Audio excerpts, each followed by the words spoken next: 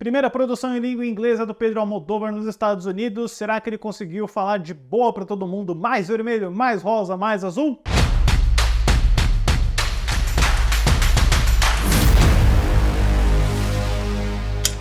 Olá, fãs da sétima arte, meu nome é Lucas Nascimento e esse é o Lucas Filmes e hoje eu estou aqui para falar sobre O Quarto ao Lado, novo filme do Pedro Almodóvar. Mas antes, eu pedi para você curtir esse vídeo, se inscrever no canal e ativar o sininho para não perder notificação dos próximos vídeos. Vou fazer uma confissão aqui para vocês, pessoal, talvez dos nomes aí que a geração atual adora idolatrar do cinema, talvez não a geração atual, mas dos anos 90, 2000 e etc., o espanhol Pedro Almodóvar talvez seja o que eu tenho menos afinidade, aquele que eu vi menos dos filmes, menos dos essenciais. Eu já estou sendo completamente transparente com vocês.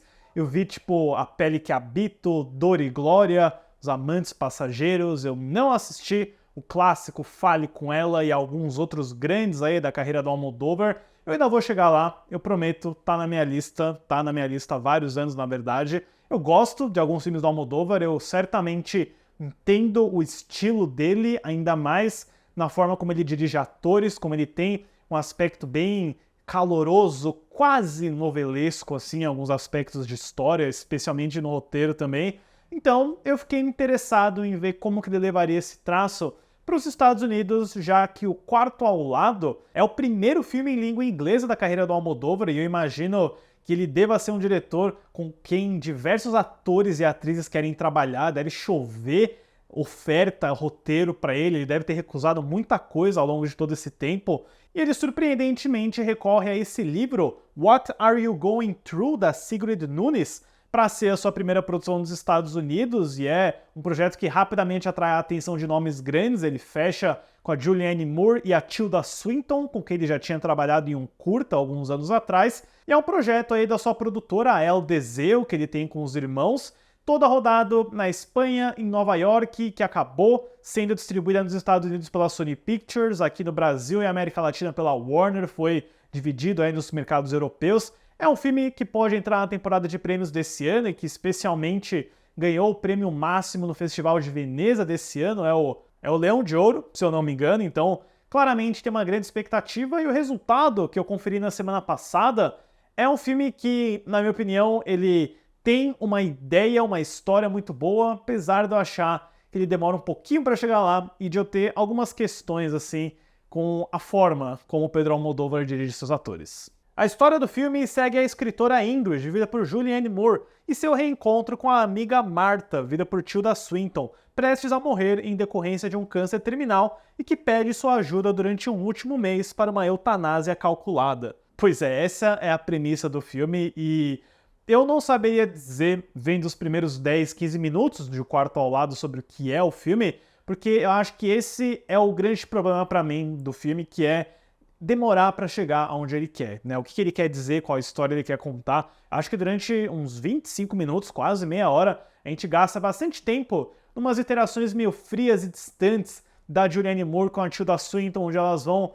recalculando o passado, falando sobre a relação de filha, sobre a carreira de livro. Tem um longo flashback onde a personagem da Tilda Swinton conta a história do pai da filha dela, que morreu de uma forma meio curiosa no incêndio, enfim. Ele te dá um backstory, assim, meio desnecessário para alguns personagens, até ele finalmente chegar no pitch principal da história, que é essa reviravolta que o filme trata até com um certo humor. Ele balança o drama, a melancolia e uma comédia dark de uma forma meio admirável até, que é quando ela fala que ela comprou uma pílula de eutanásia na dark web e que ela pretende tomar essa pílula durante uma estadia no Airbnb, né? Ela quer que elas fiquem juntas durante um mês. Em algum momento ela vai tomar essa pílula, ela vai sinalizar quando isso acontecer, e é sobre as duas meio que aceitando isso, né? Sobre a Julianne Moore não tendo tanta certeza se ela quer participar disso, mas ela resolve ajudar justamente por conta do discurso bem forte da Tilda Swinton,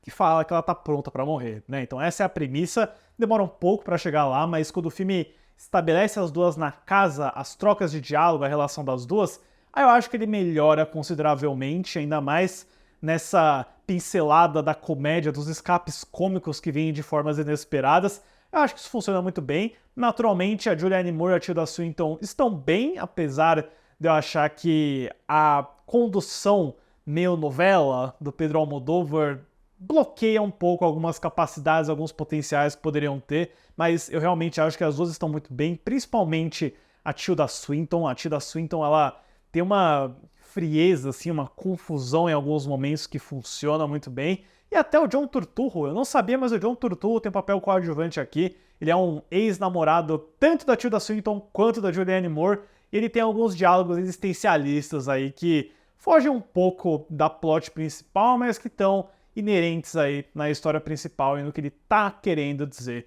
O que eu gosto do Pedro Almodóvar, e isso tá em todos os filmes dele que eu vi, é um uso muito forte de cores, de estética, de como algum personagem vai ser unicamente definido por uma cor forte e ele espalha aqui nesse Airbnb de uma forma muito bem realizada pelo design de produção. Eu sou um grande admirador de design contemporâneo, né? Eu acho que o Oscar deveria olhar com mais atenção para design contemporâneo do que, tipo, putz, um design de época, um design fantasioso. O que eles fazem aqui, a forma como o Quarto ao Lado traduz emoções e sentimentos das personagens através de uma almofada, de um quadro, de um móvel, é muito criativo. Tem um elemento de pintura do meu artista preferido, que é o Edward Hopper, que tem um quadro dele no Airbnb, que depois é recriado no momento chave da história. Isso me deixou bem feliz, bem empolgado. Eu acho que ele é um filme visualmente muito bem resolvido, com direção de fotografia do Edu Grau, mas que caminha para um terceiro ato, assim, que tem uma decisão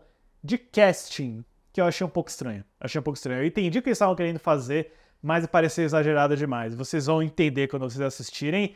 Quarto ao Lado, pessoal, eu não consigo comparar ele com a carreira do Pedro Almodóvar, com os outros grandes clássicos que ele fez, mas falando aqui de alguém que chegou e viu esse filme, acho que ele tem uma história forte, ideias muito interessantes, um balanço assim de humor e melancolia que me pegou desprevenido em alguns momentos, mas que por algum motivo, talvez pela estruturação da história, do roteiro ou da condução do Pedro Almodóvar na parte de elenco, não me pegou 100%, assim. Eu acho que ele tem os seus méritos com toda certeza, especialmente na parte técnica e do design de produção, mas é uma experiência que talvez fique um pouco mais forte numa revisitada. Para o Quarto ao Lado, eu dou uma nota 7. Deixe nos comentários depois o que vocês acharam de O Quarto ao Lado e suas opiniões gerais sobre a carreira do Pedro Almodóvar. Qual outro filme dele eu devo assistir a seguir?